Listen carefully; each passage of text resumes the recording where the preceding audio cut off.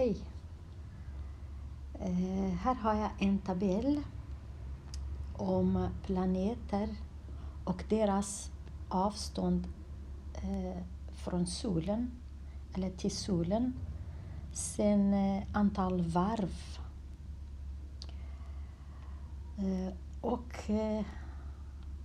Fråga 113.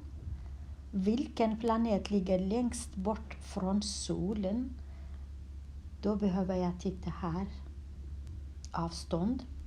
Och vilket av de här är störst? Vilket tal är störst? Det här. 4500 är större än alla andra. Då svarar jag Neptunus. Fråga B. Vilka planeter rör sig ett varv runt solen på kortare tid än jorden? Jag går till jorden. Här är jorden. Och det är ett år. Ett år betyder 365 dygn. Vilka är mindre än 365 dygn? Det är det här, 225. Och det här, 88. Då tar jag och säger Merkurius och Venus. Då svarar jag Merkurius och Venus. Fråga C. Hur många varv runt solen hinner jorden på den tid det tar för Saturnus? Jag går till Saturnus och jag ser att det tar 30 år för Saturnus. Och det tar 1 år för jorden. Jag tar 30 delar med 1 lika med 30. Det betyder 30 gånger hur många varv? 30 varv hinner jorden. 30 varv. Sedan fråga 114a. Vilken planet ligger ungefär dubbelt så långt bort från solen som Saturnus? Jag går till Saturnus och det är 1430 miljoner kilometer. Dubbelt betyder den här gånger 2. Hur mycket blir det?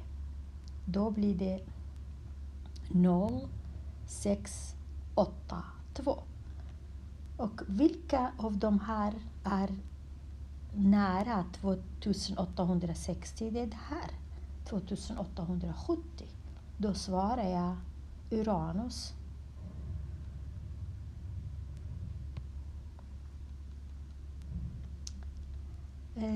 Hur många fler dygn behöver jorden än Venus för att gå ett varv? Jag går till jorden. Det är 1 år. Jag går till Venus och det är 225. 1 år betyder 365 minus 225. Hur mycket mer? 550. 440 dygn mer. Hur många fler dygn? 100. Då svarar jag 140 dygn.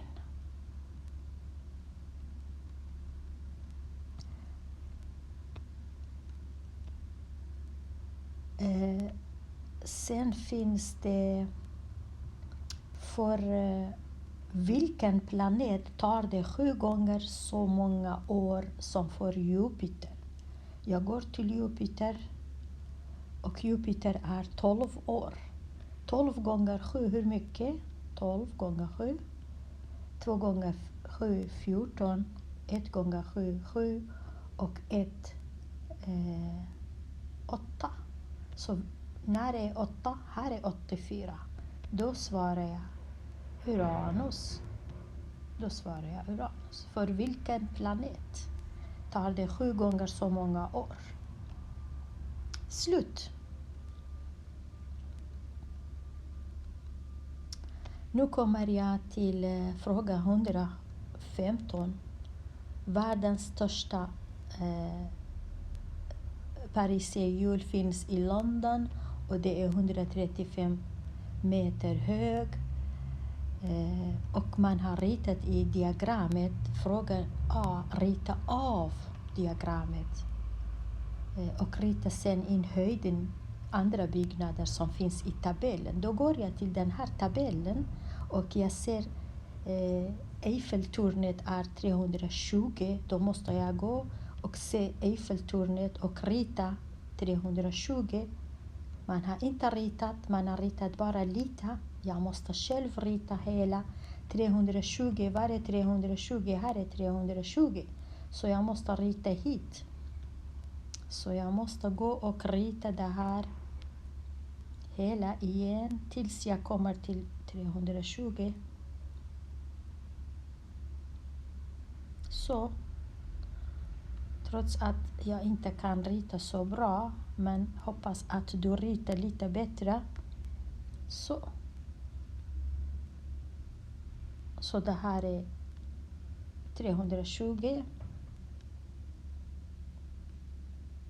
Så. Sen går jag till de andra. Kaknästornet 155. Då går jag och ritar 155. Var är 155? Här är 120, 140, 160 betyder 155 är i mitten här någonstans. Då ritar jag det här till här. Så.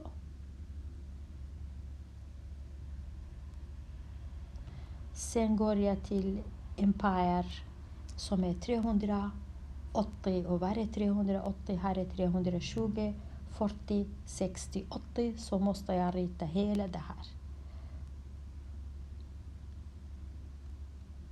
Så.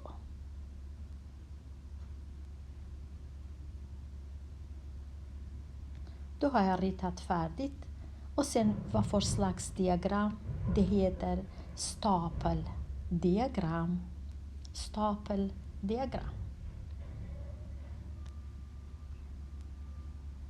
Ha det så bra.